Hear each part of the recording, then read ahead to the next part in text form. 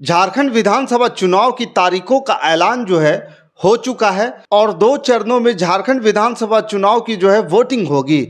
और पहले चरण में 13 तारीख को और दूसरे चरण में 20 नवंबर को मतदान होगा। चुनाव नतीजे महाराष्ट्र विधानसभा चुनाव के साथ ही यानी कि 23 नवंबर को ही आएंगे।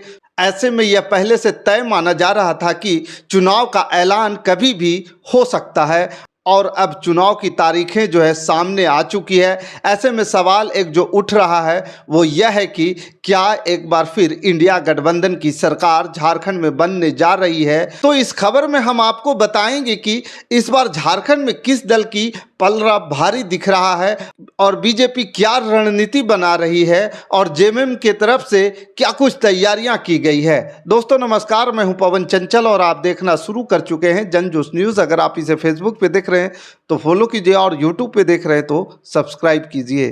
तो झारखंड में किस दल का पलड़ा सबसे ज़्यादा भारी है, इस पर आगे हम बात करेंगे, लेकिन सबसे पहले ये जानते हैं कि झारखंड की अभी तक का इतिहास क्या रहा है।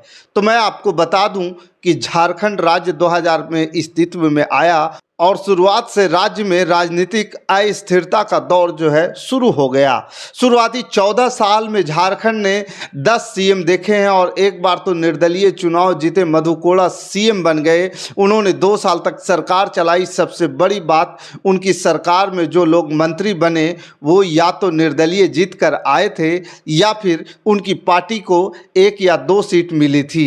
मधु कोड़ा 18 सितंबर 2006 से 28 अगस्त 2008 तक जो है राज्य के सीएम रहे थे। सिर्फ यही नहीं, झारखंड में जो है 3 बार राष्ट्रपति शासन भी लगाना पड़ा है। तो आपको बता दूं कि राष्ट्रपति शासन जो है पहली बार लगा था वो 19 जनवरी 2009 में लगा था, जो 29 दिसंबर 2009 तक के लिए लगाया गया था। इसके बाद जो दूसरी बार राष्ट्रपति शासन 2010 में लगा, जो 1 जून 2010 से 10 सितंबर 2010 तक के लगा। इसके अलावा जब तीसरे बार जो है राष्ट्रपति शासन लगा वो 2013 में लगाया गया, जब 18 जनवरी 2013 से ये राष्ट्रपति शासन शुरू हुआ था और 13 जुलाई 2013 तक ये राष्ट्रपति शासन चला था। लेकिन 2014 में राज्य में राजनीतिक स्थिरता आई। रघुवर दास 2014 में झारखंड के सीएम बने, तो वह राज्य के पहले ऐसे सीएम बने जिन्होंने 5 साल जो है कार्यकाल पूरा किया। तब से अब तक जो है स्थितियां थोड़ी स्थिर हो गई है। इसके बाद हेमंत सोरेन जो है करीब जो है 4.5 साल तक सीएम रहे।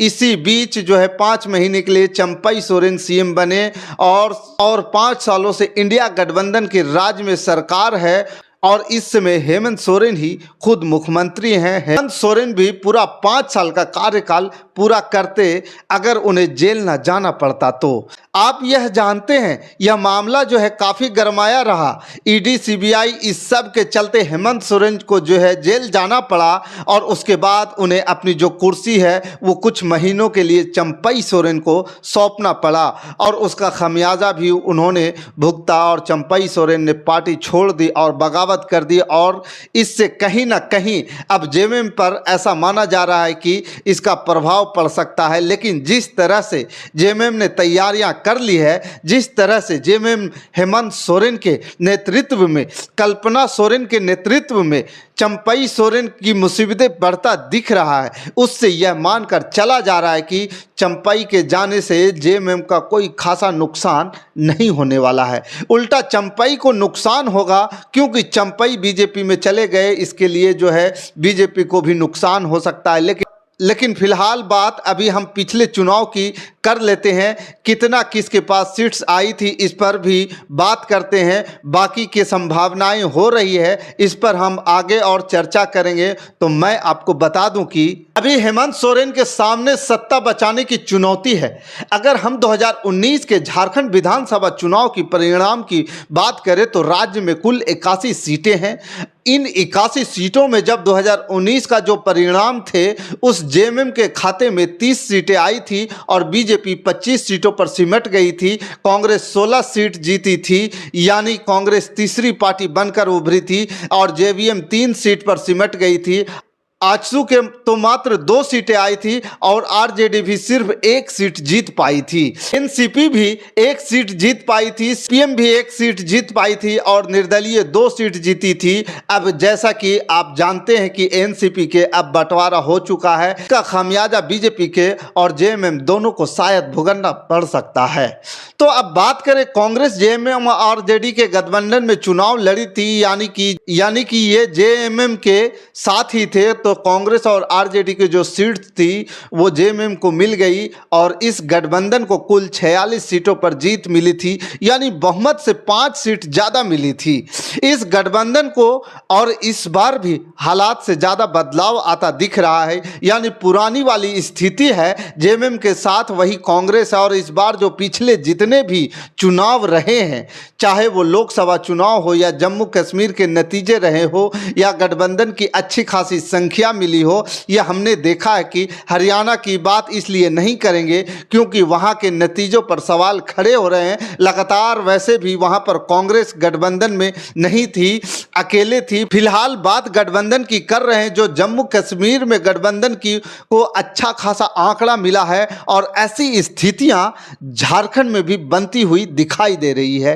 फिलहाल बीजेपी की स्थिति सबसे ज्यादा मुश्किल नजर आ रही है और खासकर आदिवासी बेल्ट पर जहां 32 सीटें हैं। कोल्हान और संथाल के जो रीजन है, ये सीटें बीजेपी को चिंता को सबसे ज़्यादा बढ़ा रही है।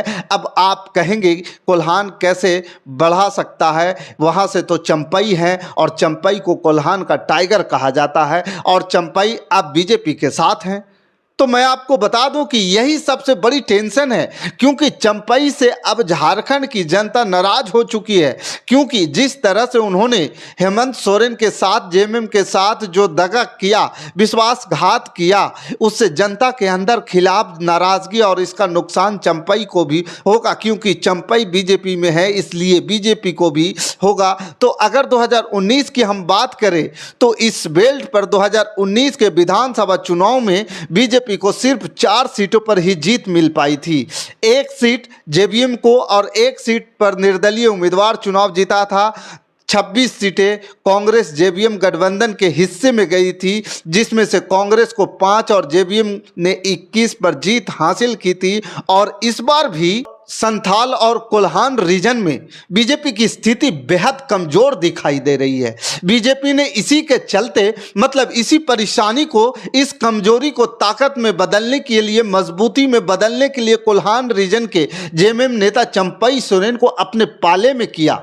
लेकिन चंपई कोई करिश्मा दिखा पाएंगे, इस पर सवाल उठ रहे हैं, क्योंकि चंपई खुलकर ना तो जेएमएम पर कोई हमला बोल रहे हैं और यहाँ तक कि अगर कोई रैली होती है या कोई संबोधन होता है, किसी कार्यक्रम में उन्हें जाना होता है, तो पिछले दिनों खबर आई थी कि उन्होंने वहाँ से दूरी बना ली थी, मतलब कि वो बीमार हो गए थे। उन्होंने बाकायदा फोटो भी साझा किया था कि वो बीमार हैं, इसलिए वो इस रैली में नहीं शामिल हो सकते।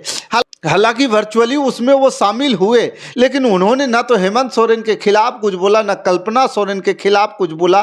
तो ऐसी संभावनाएं जो जताई जा रही है कि चंपई एक बार फिर वापसी की राह भी तलाश सकते हैं, क्योंकि जेएमएम सीधे तौर पर उन्होंने अपने रिश्ते खराब नहीं किए। ना तो चंपई इधर से कोई हमला कर रहे हैं और ना ही कल्पना सोरेन और हेमंत सोरेन चाचा के बारे में कुछ भी बोल रहे हैं, बल्कि जब भी कल्पना सोरेन से चंपई सोरेन के लेकर के कोई सवाल किया जाता है तो वो कह देते हैं कि हम चाचा जी के बारे में कोई भी कुछ भी नहीं कहना चाहते हैं, वो हमसे बड़े हैं। इस तरह के जो चीज़ें हैं वो इशारा कर रही कि चंपई और जेएमएम के रिश्ते शायद आगे आने वाले समय में एक बार फिर सुधर सकते हैं।